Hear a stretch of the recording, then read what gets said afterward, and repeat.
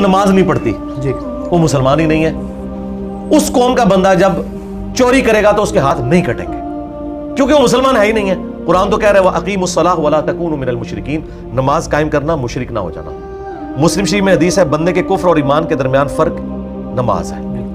مسلم شریف میں حدیث ہے ابن مسعود کہتے ہیں کہ نبی علیہ السلام کے زمانے میں اگر کوئی مریض بھی ہوتا 2 بندوں کے سہارے مسجد میں نماز پڑھتا کہیں اسے منافق نہ سمجھ لیا جائے. ترمذی میں حدیث موجود ہے کہ ہمارا اور منافقین کا عہد نماز کی بنیاد پہ ہے, جس نے نماز چھوڑی اس نے کفر کیا. ترمذی میں عبداللہ بن شقیق تابعی کا قول ہے کہ صحابہ کرام تارک الصلاۃ کو کافر سمجھتے تھے, اس کے علاوہ کسی کو کافر نہیں سمجھتے تھے.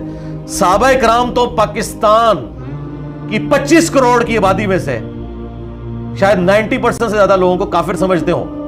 تو سرکار پھر اسلامی نظام آپ نے 1 کروڑ کے اوپر قائم کرنا ہے یا 24 کروڑ کے اوپر کرنا ہے؟ 24 کروڑ والے مسلمان تو ہونا, پاکستان کے شناختی کارڈ والے مسلمان نہیں. جی جی بالکل, اللہ اور اس کے رسول کے ہاں جو مسلمان.